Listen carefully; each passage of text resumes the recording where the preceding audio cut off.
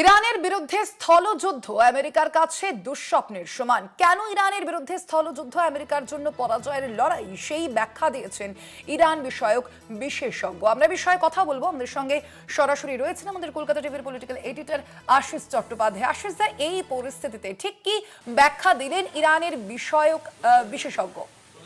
দেখো, একজন ইরান বিষয়ক বিশেষজ্ঞর ভার্সন আমাদের কাছে এসেছে, কিন্তু দীর্ঘদিন ধরে যারা রণক্ষেত্রে সেনাপতির ভূমিকা পালন করেছেন, কেবলমাত্র ইনি নন, ভারতেও অনেক রিটায়ার্ড আর্মি অফিসার যারা বড় বড় রণক্ষেত্রে অংশগ্রহণ করেছেন, তারা স্পষ্ট বলছেন স্থলযুদ্ধ যদি হয়, অর্থাৎ বুটস অন গ্রাউন্ড, মাটির ওপরে যদি মার্কিন সেনার বুট ছোঁয়, তাহলে এমন মার খাবে আমেরিকা যেটা 100 বছরের যুদ্ধের ইতিহাসে একটা উদাহরণ হয়ে থাকবে। কেন? প্রথম কথা হচ্ছে, ইরান আর ইরাক এক নয়। ইরানি যে শোর, তার যে উপকূল, সেই উপকূল একদম পাহাড়ি উপকূল। তার একদম উঁচুতে থাকবে ইরানি সেনা, আর সমুদ্র পথে আসবে মার্কিন সেনা। উঁচুতে থেকে আগেই লোকেট করে শত্রু সেনাকে মেরে ফেলার যে সুযোগ বা সুবিধা, সেই সুবিধা থাকবে ইরানের কাছে, মার্কিনীদের কাছে নয়। এটা ঠিকই যে মার্কিনী এবং ইসরায়েলিরা এই আর্টিফিশিয়াল ইন্টেলিজেন্স ইত্যাদি ব্যবহার করে তারাও হামলা চালাতে পারে, মিসাইল দিয়ে, ড্রোন দিয়ে, কিন্তু যারা উঁচুতে থাকে আজও পর্যন্ত তারা মিলিটারি ক্যাম্পেনে, যুদ্ধে তারা অ্যাডভান্টেজ পায়, এটা সকলেই জানে।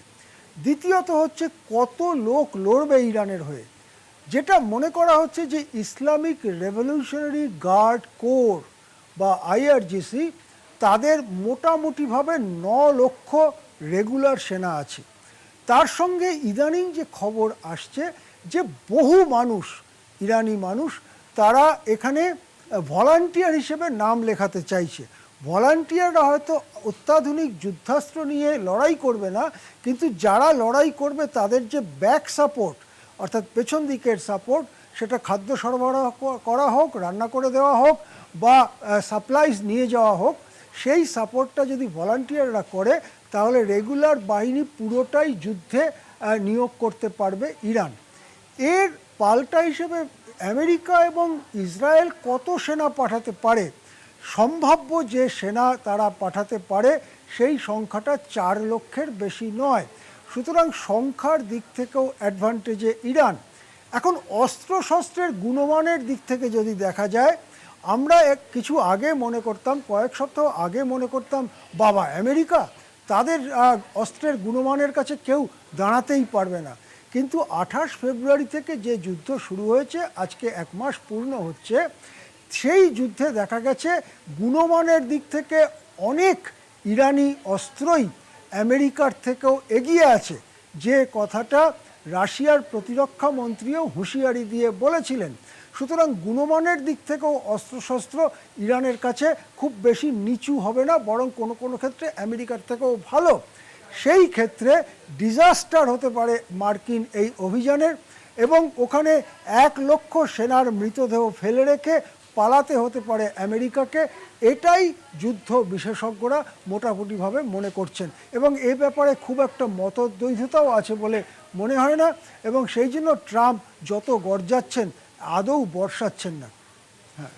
একেবারে আশিদা, সেক্ষেত্রে আরো একটা বিষয় আপনার কাছে জানতে চাইবো, এই প্রেক্ষাপটে যে আমেরিকার কাছে এরপর ঠিক কি রাস্তা খোলা থাকবে? তাহলে কি ইরানের শর্ত তারা মেনে নেবে, নাকি আরো বেশি আগ্রাসী নীতি নেবে তারা এই যুদ্ধের ক্ষেত্রে, এবং অবশ্যই খুব স্বাভাবিকভাবেই নিজের সঞ্চিত যে ভান্ডার, সেই ভান্ডার ধ্বংস করবে এই যুদ্ধের জন্য?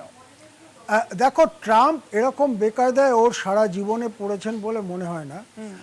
কেননা প্রথম কথা হচ্ছে, ট্রাম্প যুদ্ধ শুরু করলেন কেন?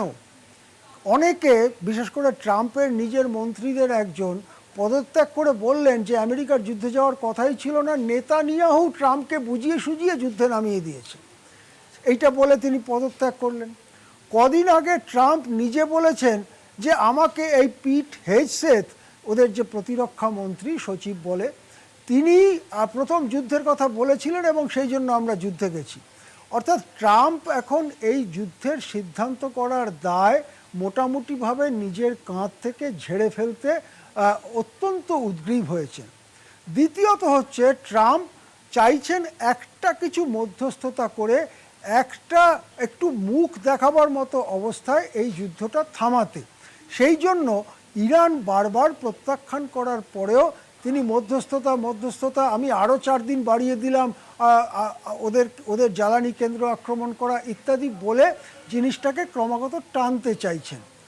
তৃতীয়ত আরেকটি রাস্তা হচ্ছে যে হেরে গেল, মার্কিন বাহিনী হেরে গেল, এখনই প্রায় তার সেই অবস্থা, তাদের যুদ্ধজাহাজগুলো পালিয়ে গেল, সব অনেক দূরে দূরে চলে গেল, এবং ট্রাম্প মুখে একটা মারাত্মক বক্তৃতা দিলেন যে এই তো আমরা জিতে গেলাম বলে যুদ্ধ বন্ধ করে দিলেন।